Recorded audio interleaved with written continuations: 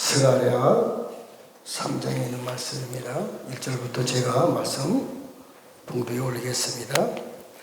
대제사장 여호수아는 여호와의 천사 앞에 섰고 사탄은 그 오른쪽에 서서 그를 대적하는 것을 여호와께서 내게 보이시니라. 여호와께서 사탄에게 이르시되 사탄아, 여호와께서 너를 책망하노라. 예루살렘을 택한 여호와께서 너를 책망하노라. 이는 불에서 꺼낸 거슬린 나무가 아니야 하실 때에 여호수아가 더러운 옷을 입고 천사 앞에 서있는지라. 여호와께서 자기 앞에 선 자들에게 명령하사 그 더러운 옷을 벗기라 하시고 또 여호수아에게 이르시되 내가 내 죄악을 제거하여 버렸으니 내게 아름다운 옷을 입히라 하시기로 내가 말하되 정결한 관을 그의 머리에 씌우소서 하며 곧 정결한 관을 그 머리에 씌우며 옷을 입히고 여호와의 천사는 곁에 섰더라. 오늘은 이 말씀을 증거하려고 그런 것이 아니었는데 찬양을 하는데 계속 이 말씀이 감동이 왔습니다. 자, 여호수아 대제사장하고 사탄하고 여호와의 천사 앞에 섰습니다. 그런데 그 오른쪽에서 사탄이 서 있고 왼쪽에서 여호수아 대제사장이 서 있는 거예요. 여호와의 천사, 하나님이죠. 하나님의 사자니까 하나님이 보좌에 앉으셨고 오른쪽에는 여호수아 대제사장이 서야 되고 왼쪽에 사탄이 서야 되는데 반대가 된 거예요. 오른쪽에 사탄이 서 있고 왼쪽에 여호수아 대제사장이 서 있는 거예요. 그리고 서로 변론을 합니다. 잘 들으셔야 돼요. 변론, 죄에 대해서. 사단이 오른쪽에 있으니까 더 높지요. 위치가 높습니다. 사단이 오른쪽에 서서 왼쪽에 있는 여호수아 대제사장에게 말합니다. 하나님, 여호수아 대제사장이 지은 죄는 저의 죄입니다. 맞지요? 여호수아 대제사장이 지은 죄가 있어요. 그런데 이 광경은요, 하늘 보좌에 올라가 있는 광경입니다.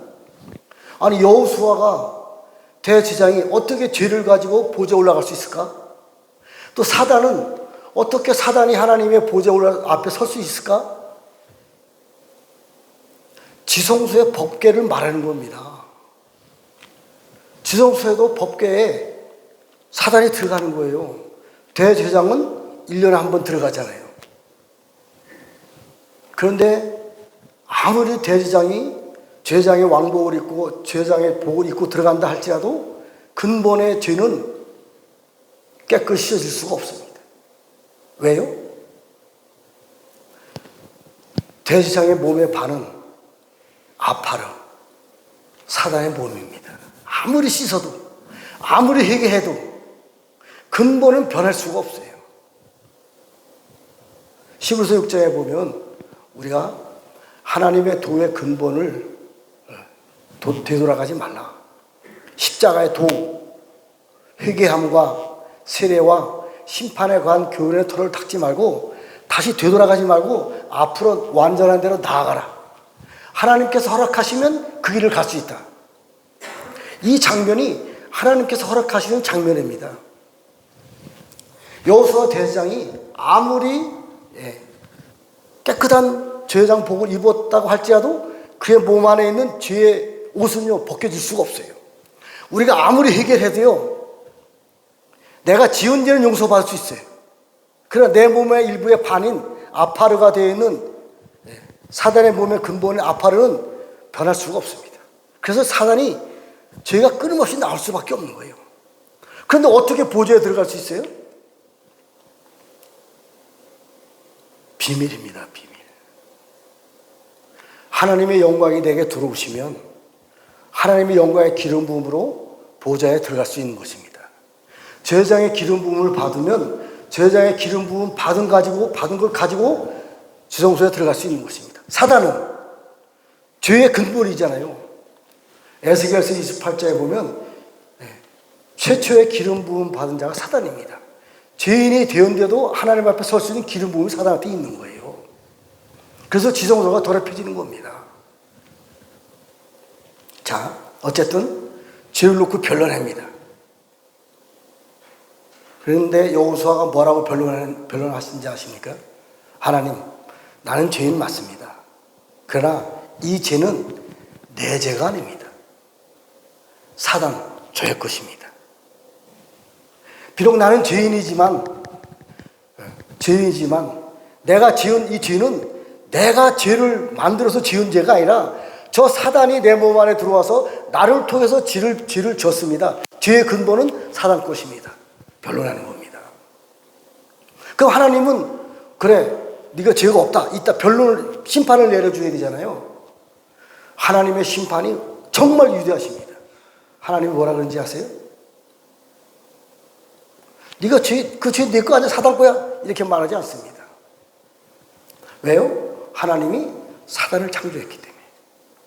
엄청난 비밀이 있는 것입니다. 그러면서 하나님이 판결을 내립니다.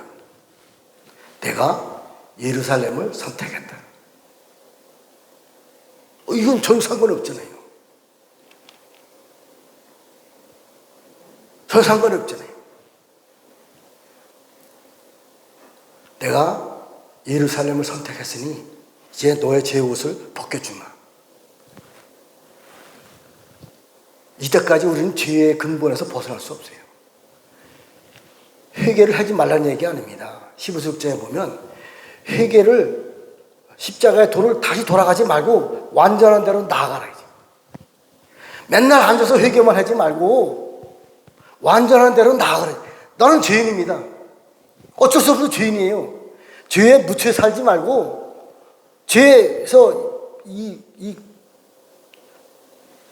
죄의 억누름을 받지 말고 죄를 졌다 할지라도 더 높은 곳을 향해서 나아가라, 이 얘기입니다. 하나님이 허락해 주시면, 그래? 이제 내가 예루살렘을 선택했다. 너의 제 옷을 벗겨주마. 네. 여호수아 대장의 제 옷을 벗겨주는 겁니다. 그래서 여호수아 대장이 우리 신부잖아요, 신부. 교회 신부잖아요. 신부는요, 죄가 완전히 벗어지는 것이 아닙니다. 약혼 관계에 있는 거예요. 죄를 딱 벗겨주는 순간에 내가 예루살렘이 되는 거예요. 하나님 아버지 영광이 내 안에 들어오셔서 영광으로 나의 모든 죄의 옷들이 벗겨졌을 때에 내가 진정한 예루살렘의 성전으로 완성되는 것입니다. 이사야 60장에 하나님의 영광이 네게 임하였으니 네가 일어나 빛을 발할지어다. 하나님의 영광의 빛을 발하기 시작합니다. 네가 시온 성이다. 네가 예루살렘이다. 내 안에 하나님의 영광의 해가 네 안에 있다. 네가 해다. 네가 달이다. 네가 별이다. 이 새 언약입니다. 우리가 스스로 죄의 옷을 벗을 수 없어요. 회개하지 말라는 뜻이 아닙니다. 해야 돼요. 날마다 해야 된다. 그러나 회개에 묻혀 살지 말라는 얘기예요. 죄를 질 수밖에 없습니다. 우리는 어쩔 수 없어요. 하나님의 놀라운 비밀이 있습니다. 다 설명할 수는 없어요.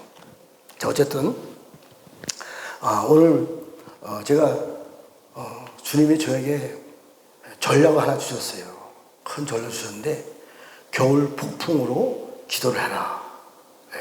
그래서 이 말씀을 전하려고 했었는데 갑자기 이런 말씀이 생각이 났습니다. 자, 저희가 작년 4월 1일 날 충북 괴산인가? 예.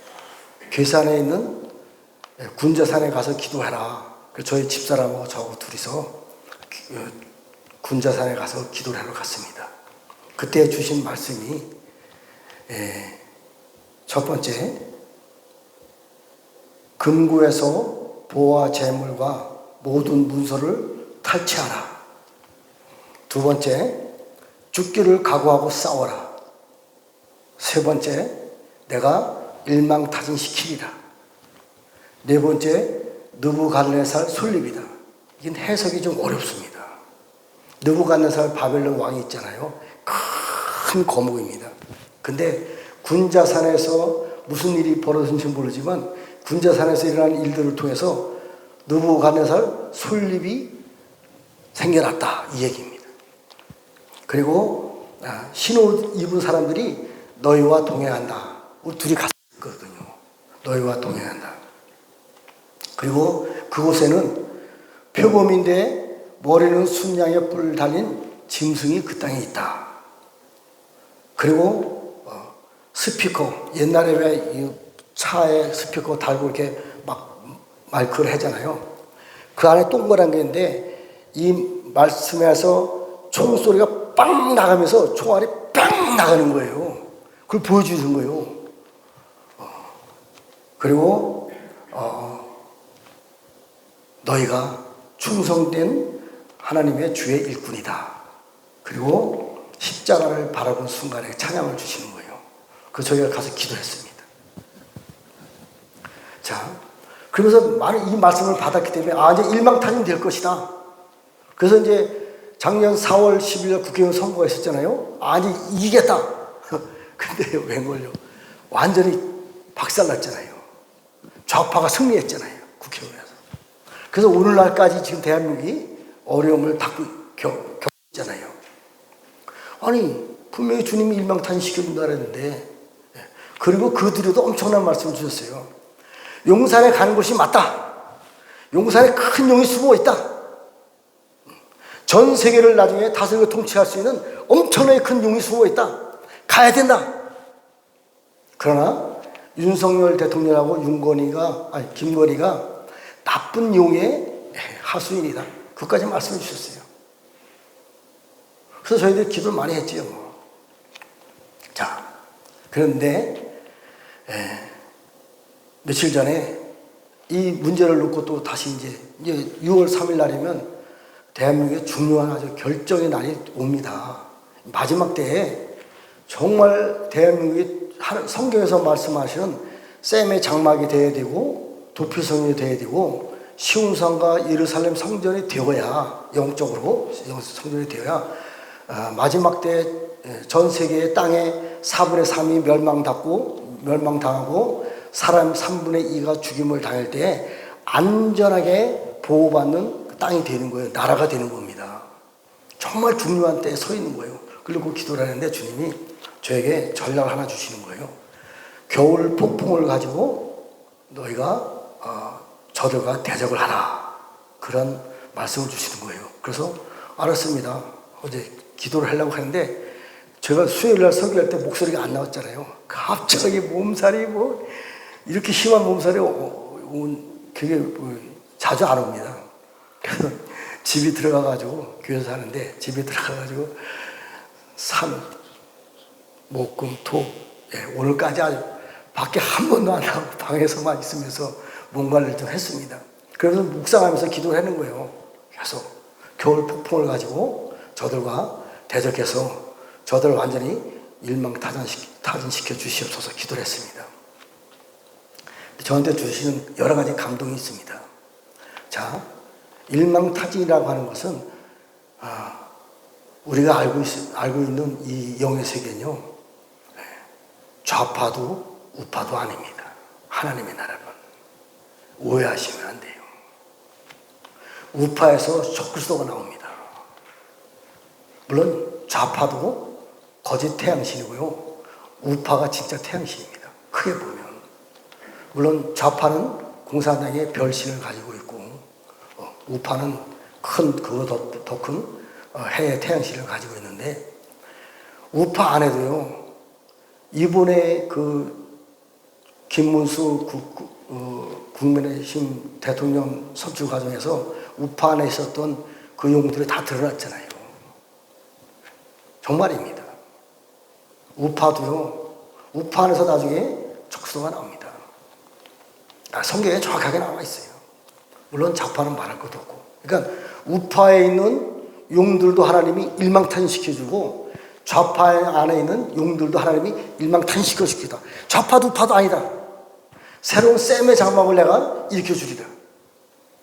그러면서 전쟁을 할 때 겨울 폭풍을 가지고 전쟁을 해라. 알겠습니다. 겨울 폭풍을 가지고 전쟁을 합니다. 말씀이 있어야 되잖아요.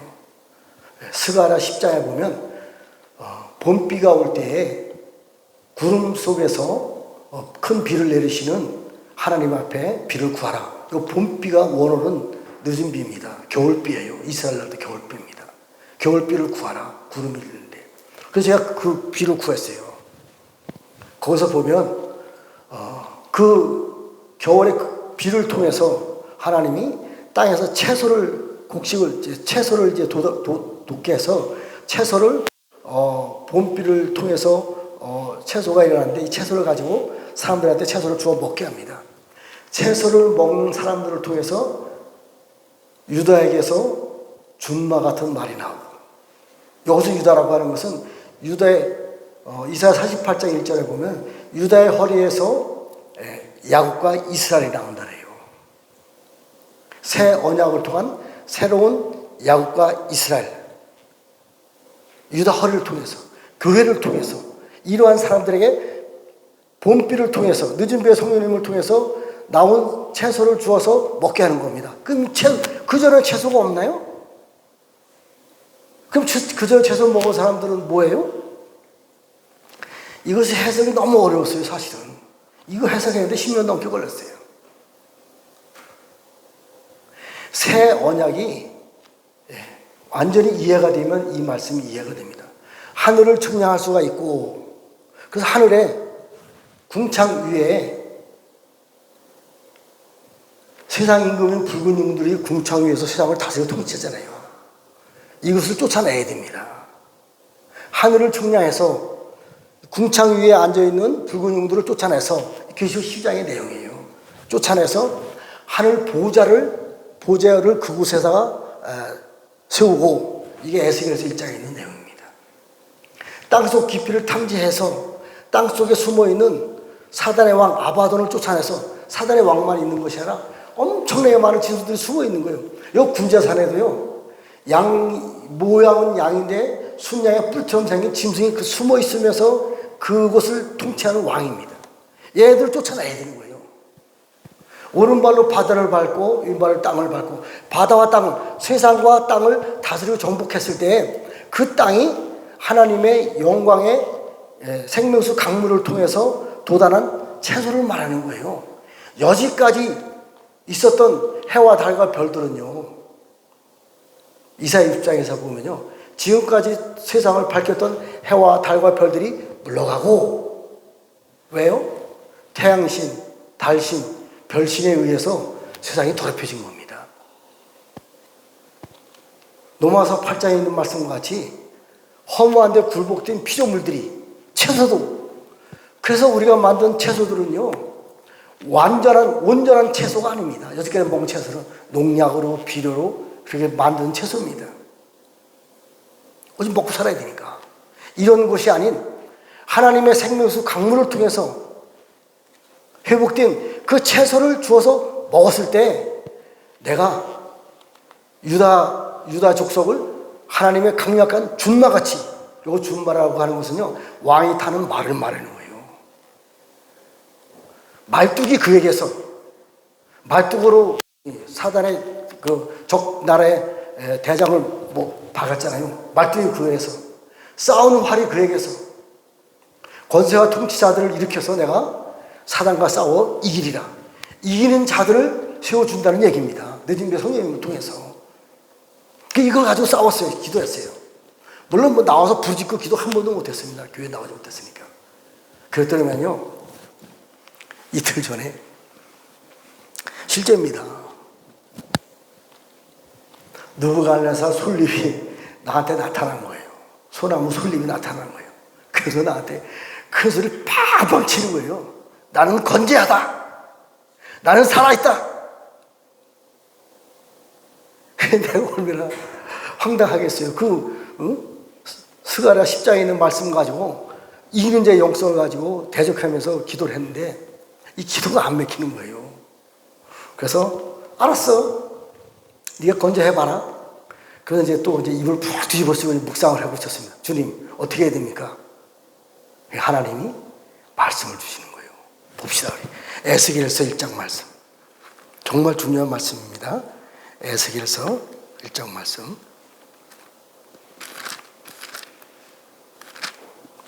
제가 빠르게 말씀을 좀 봉대에 올리겠습니다. 3절.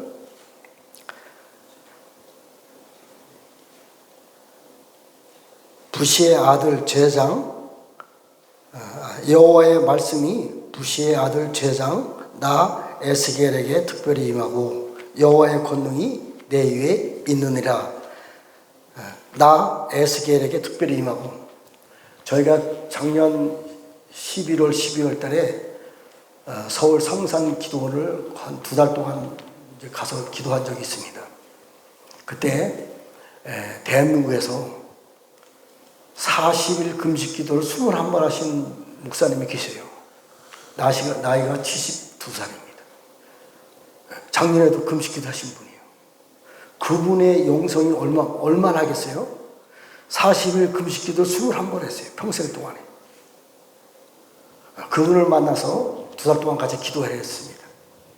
그분이 저에게 말씀하시길, 네가 에스겔이다. 근데 그게 마음에 와닿지 않았어요. 저는 사실 받은 말씀이 많습니다. 예레미야, 에스겔, 많습니다. 기묘자, 기묘자. 근데 마음에 와닿지 않았어요. 근데 이불 속에 뒤집어 쓰면서 묵상하고 있을 때 그 말씀이 떠오르는 거예요. 나 에스겔, 저를 제가 맞네. 나 에스겔에게 하나님의 말씀이 임하니라. 직접 문서로 들려주신 게 아니라 이 말씀이 내게 들어온 거예요. 하나님의 전략입니다. 봅시다. 내가 보니 북쪽에서부터 폭풍과 큰 구름이 오는데 그 불 속에서 불이 번쩍번쩍하여 빛이 그 사방에 비치며 불 가운데 단새 같은 것이 나타나 보이고 그 속에 네 생물의 형상이 나타나는데 그들의 모양이 이러하니 그들에게 사람의 형상이 있더라. 네 생물은 다 알잖아요. 남쪽에 인자, 사람의 얼굴, 동쪽에 사자의 얼굴, 서쪽에 소의 얼굴, 북쪽에 독수리의 얼굴한 네 생물이 실제로 있는 겁니다. 그럼 이 쭉 읽어보면요, 이 네 생물은 궁창 아래, 자, 붉은 용이 지금 세상 임금입니다. 아직도 붉은 용이 세상 임금인데 궁창 아래에서 세상의 임금 노릇하고 있는 거예요. 근데 그 자리에 이 네 생물이 나타난 겁니다. 그러면 거기 있어도 붉은 용들은 어떻게 했어요? 쫓겨나는 거예요. 이게 계시록 12장의 전쟁입니다. 붉은 용들을 뿌리는 피와 증언하는 말씀으로 쫓아냈을 때 그 자리에 네 생물이 등장하는 거예요. 이게 하나님의 보좌입니다. 궁창 위에 남부석 같은 이가 앉았는데 그분이 하나님의 나라의 서기관이시지만 어린 양 예수님입니다. 예수님이다 그렇게 말씀 안 했지만 인자 같은 이가, 그분이 그 내용이에요. 자, 쭉 읽어보시면 네 생물에 대한 영성이 여기 나옵니다. 그리고 중요한 것이 있습니다. 자, 26절에 보면 그 위에 있는 궁창 위에 보좌의 형상이 있는데 그 모양이 남부석 같고 그 보좌의 형상 위에 한 형상이 사람 모양 같더라. 내가 보니 그 허리 위에 모양은 단새 같아서 그 속과 주위가 불 같고 내가 보니 그 허리의 모양도 불 같아서 사방으로 광채가 나오며 그 사방 광채의 모양은 비 오는 날에 구름에 있는 무지개 같으니 이는 여호와의 영광의 형상의 모양이라. 내가 보고 엎드려 말씀하시는 이의 음성을 들으리라. 굉장히 중요한 내용입니다. 네 생물과 궁창 위의 보좌가 하나가 되어서 우리 궁창, 우리 하늘, 우리가 보는 하늘 안에 나타나신 것입니다. 무지개 형상이 나타난 거예요. 하나님의 영광의 광채가 나타난 겁니다. 불같은 모습으로.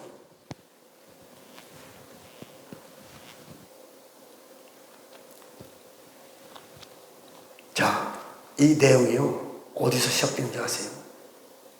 창세기 9장에 보면 노아의 홍수 때 홍수를 통해서 다 8명만 남고 멸망받았잖아요. 그 위에 하나님이 다시 노아의 가족에게 말씀해 주십니다. 내가 너희를 통해서 영원한 언약을 약속하리라.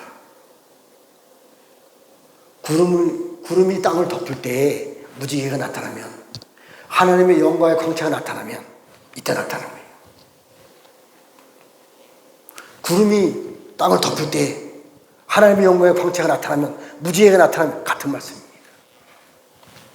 네 생물과 어린 양 예수님이 만왕의 왕 만주가 되어서 구름 위에 나타나면 영원한 언약이 너희를 통해서 내가 성취시키리라. 자, 네 생물이 나타났어요. 그럼 뭐 어떻게 하라고? 네 생물이 싸워요? 자, 계시록에 보면요, 계시록 6장에 보면 네 생물이 하나님이 보좌의 손에 두루마리가 들렸고 어린 양 예수님이 두루마리를 띱니다. 첫 번째 인을 딱 떼는데 네 생물이 등장합니다. 잘 들으셔야 돼요. 네 생물이 이리 오라! 신말 탄자가 오는 거예요. 이 신말 탄자가 적그리스도 무슨 말씀을 하고 있는 거예요? 하나님의 증인들입니다. 100% 지금 99.9% 정확하게 말씀드릴 수 있어요. 절대로 적그리스도 아닙니다. 두 번째 인을 뜰 때 네 생물이 또 나타납니다. 네 생물은 4명이잖아요. 또 나타납니다. 나타나서 이리 오라! 붉은 말이 나타나는 거예요.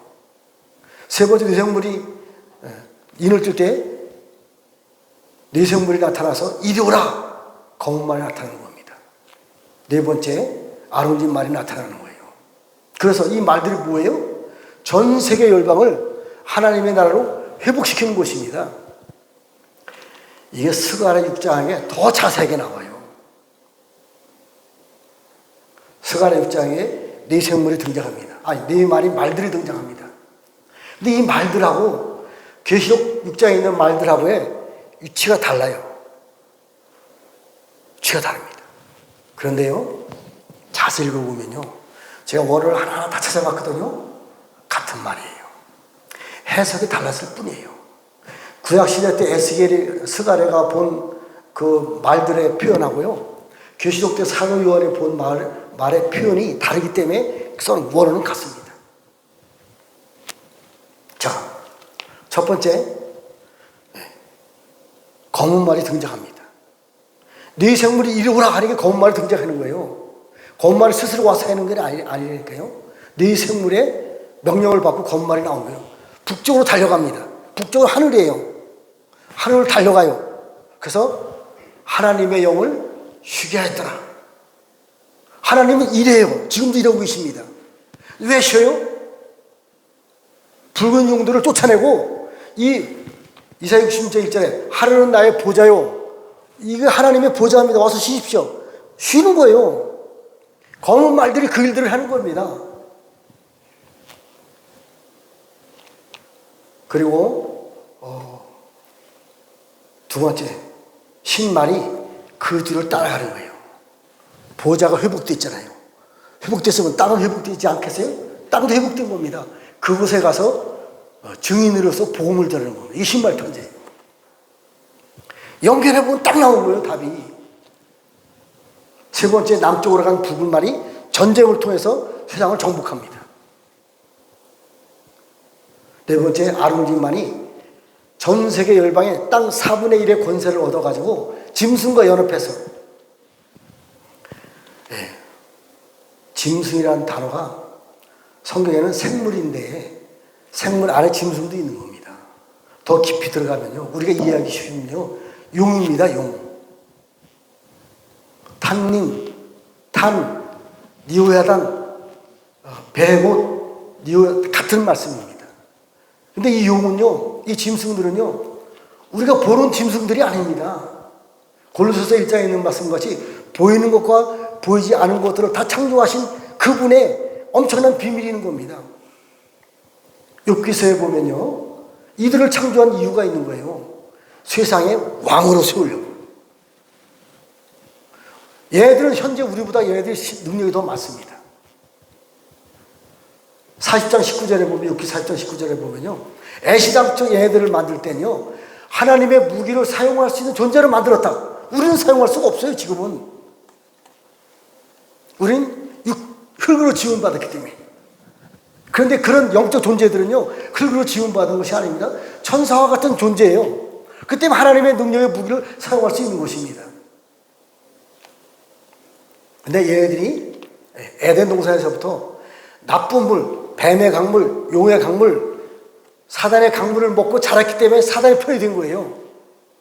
이사야 44장에 보면 내가 광야와 사막과 헐보스산에 하나님의 강물을 내고, 이 강물에 들어가면서부터 이 짐승들이 강물을 먹고 자란 용들이 하나님을 찬양하기 시작하는 거예요. 이사야 48장에는 용들도 하나님을 찬양하더라. 이게 짐승입니다. 짐승이 우리가 연합하는 거예요. 이게 네 생물입니다. 동쪽에 사자, 서쪽에 소, 남쪽에 임자, 북쪽에 독수리. 연합한 그 짐승들이 우리와 연합을 해서 마지막 때에 사단과 싸우고 이기는 능력이 우리에게 부어지는 거예요.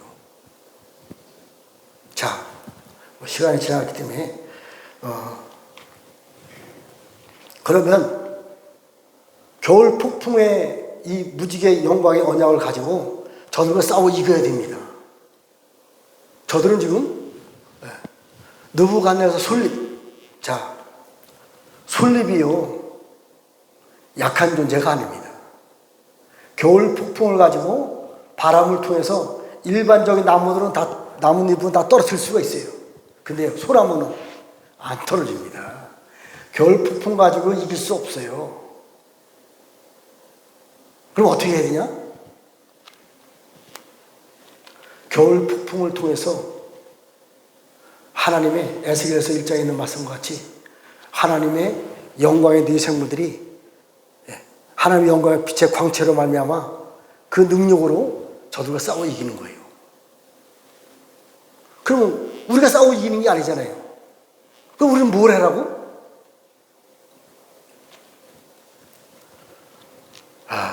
자, 온전한 그 믿음에 대해서 설명하려면 좀 시간이 걸리겠지만 정답, 결론을 말씀드리면 요한복음 17장 22절에 보면요, 예수님이 보좌 우편에서 2000년 동안 중보를 하고 계십니다. 2000년 동안 중보하고 계시는 거예요. 사단의 머리를 발로 밟을 때까지. 내가 올라가서, 우리가 올라갈 거처를 위해서, 새 언약의 중보를 위해서, 하늘을 청량할 수 있고 땅속 깊이를 탐지할 수 있는 능력이 우리에게 입혀질 때까지 기도하는 거예요. 그리고 예수님이 먹을 양식, 아버지에 대한 맡겨준 영혼, 한 영혼도 남김없이 다 하늘 위에와 땅 아래까지, 바다 위까지 다 다스리고 정복할 수 있는 능력이 예수님에게 부어지는 거예요. 그리고 예수님이 하나님의 영광을 받으시고 보좌로 올라가십니다. 그분이 하나님이에요. 그분이 만왕의 만주의 주. 우편에서 기도하실 때는 어린 양입니다. 양. 하나님의 영광을 받으시고 올라가셨기 때문에 그분이 유다 지파의 사자가 된 거예요. 그분이 만왕의 왕입니다.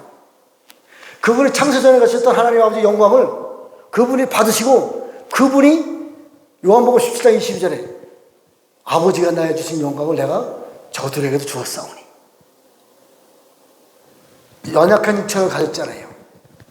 하나님의 영광이 우리에게 임한 겁니다. 이게 영원한 원앙입니다. 그럼 하나님의 영광이 우리에게 임하면 우리 몸에서 뭐가 나야 돼요? 영광의 광채가 나야 돼요. 무지와 같은 이 영원한 원앙입니다.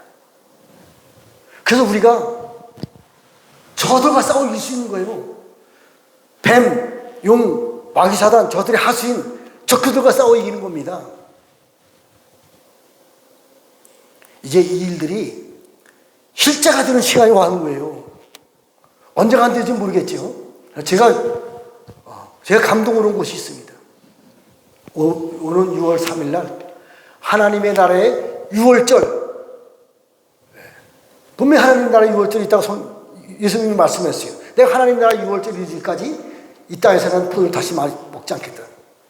6월절이 있으면 무교절이 있고, 무교절이 있으면 추실절이 있고, 추실절이 있으면 50일 후에 반드시 오순절이 있는 겁니다.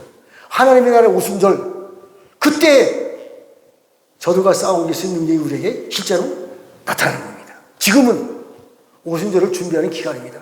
계속해서 하나님의 일금령이 기름 부음이 우리에게 부어지는 거예요. 차곡차곡 부어진 겁니다.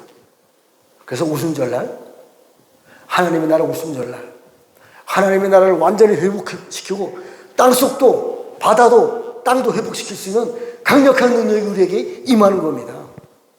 새 일이 눈앞에 나타나고 있어요. 이제 6월 2일 날 하나님의 나라의 오순절 성취가 되고 6월 3일 날 대통령 선거를 통해서 일망타진을 통해서 내가 전화위복시키리라.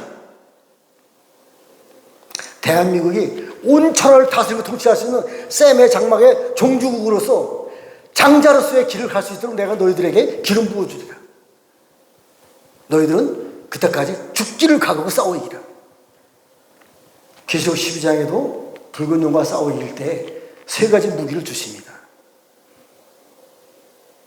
첫 번째로 뿌리는 피와 내가 증언하는 말씀과 죽기를 각오하고 목숨 내놓지 않고 이 길 갈 수 없어요. 죽으면 죽으리다. 에서와 같은 고백이 있어야 됩니다. 자, 이 일은요 우리가 하는 거 아닙니다. 하나님 아버지 영광의 영이 내 안에 들어오셔서 나를 통해서 일할 때 이길 수가 있는 겁니다. 이게 이기는 자입니다. 이제는 하나님이 아시아에 있는 금주택교회 사교가 이긴 자를 통해서 이긴 자를 세우십니다. 늦은 비에 강력한 성령님의 역사를 통해서 세상을 완전히 회복시킬 수 있는 엄청난 영광의 영을 부어줄 때가 되었습니다. 이걸 꼭 기도해야 됩니다. 기도합시다. 하나님 아버지, 감사와 찬양과 영광을 올려드립니다. 우리는 보좌 앞에 올라갈 때도 여호수아 대제사장처럼 죄를 지을 수밖에 없는 연약한 존재지만 아버지께서 우리들에게 죄의 옷을 벗겨주시고 아버지 하나님의 영광의 영을 부어줬을 때 우리가 하나님의 형상이 되어서 하나님이 원하시고 기뻐하는 일들을 감당하기를 원합니다. 그 일을 갈 수 있도록 갈수록 순종할 수 있는 믿음을 허락해 주시고 죽기를 각오하고 달려갈 수 있는 은혜를 우리에게 허락해 주시옵소서. 우리의 힘으로는 한 발자국도 나갈 수 없습니다. 오직 하나님 아버지 영광의 영을 우리들에게 부어주셔서 그를 감당할 수 있도록 축복하여 주시옵소서. 우리를 지금까지 사랑해 주신 하나님 앞에 영광과 찬양과 경배를 올려드리며 예수와의 이름으로 축복하며 기도했습니다. 아멘. 주기도문으로 마치겠습니다. 하늘에 계신 우리 아버지 이름이 거룩히 여김을 받으시오며 나라 이름하옵시며 뜻이 하늘에서 이루어진 것 같이 땅에서 이루어지이다. 오늘날 우리에게 일용할 양식을 주옵시고 우리가 우리에게 죄 지은 자를 사하여 준 것 같이 우리의 죄를 사하여 주옵시고 우리를 시험에 들게 하지 마옵시며 다만 악에서 구하옵소서. 나라와 권세와 영광이 아버지께 영원히 있사옵나이다. 아멘. 기도하시다가 돌아가시겠습니다.